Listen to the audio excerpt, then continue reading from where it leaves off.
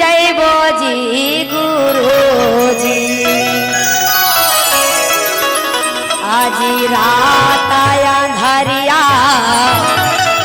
सुझे ना डगरिया हमको इसे जय बोजी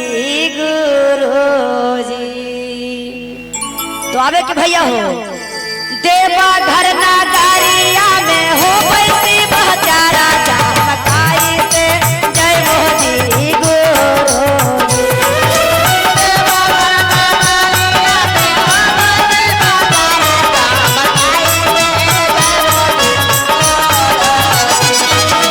देवा घर नगरिया में हो पैसी बचारा चमकाई से जय बोजी गुरुजी।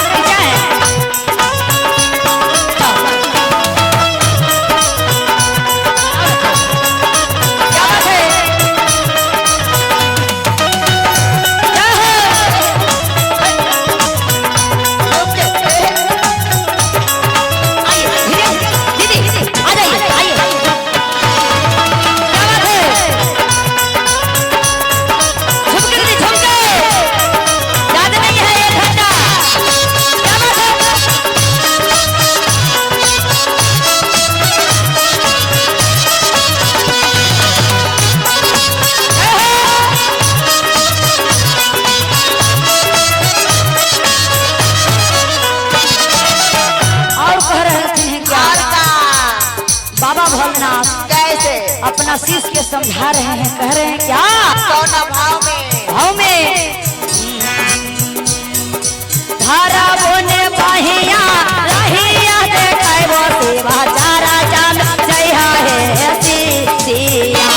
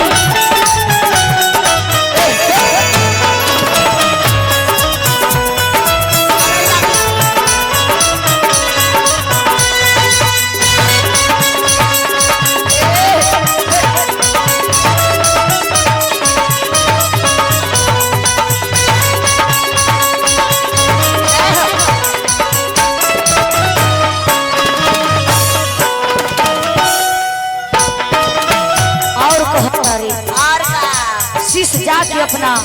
यही देवघर में बाबा को सुनावत है, अपना दुख सुख है। कैसे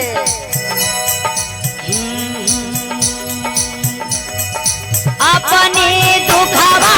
अपनी विपतिया हमके कारा से कहबो जी गुरु जी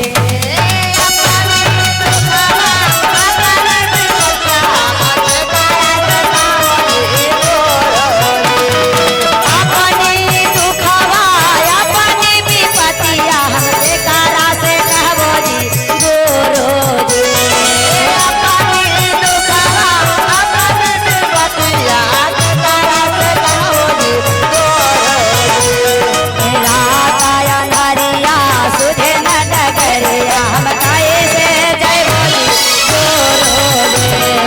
रात अंधारिया सुझे न डगरिया काहे से जय बोली गुरु जी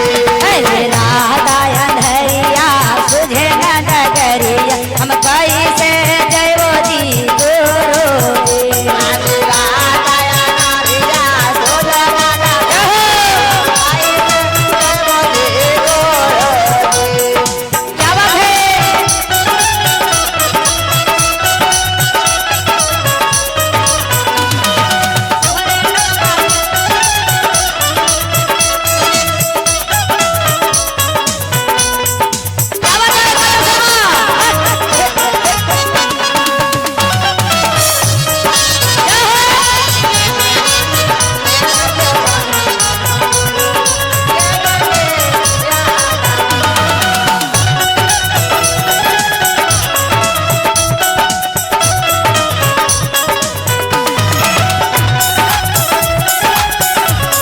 रितु दीदी आइए आइए आइए घर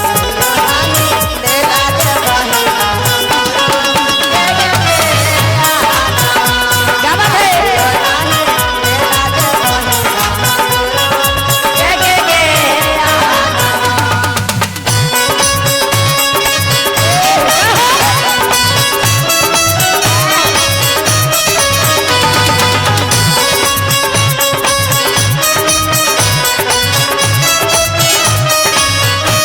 मीठा मीठा ने भैया जब बाबा के दरबार में कहने तोहरे चर्चा गा बाहिर महसी बा गुरु देवा घर नागरिया मेरे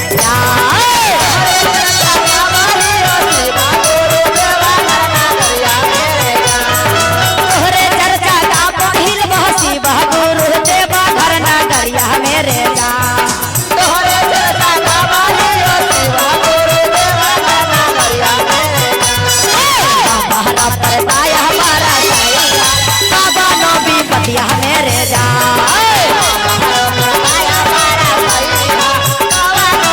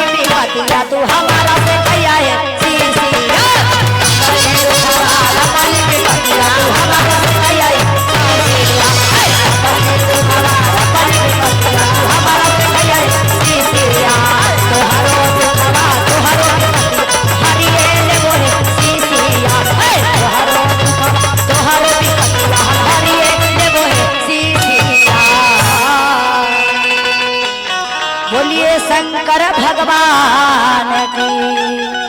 बोलिए बैजनाथ धाम की, बोलिए बासुकीनाथ धाम की। एक बार बोल दीजिए हरा हरा महादेव की जय।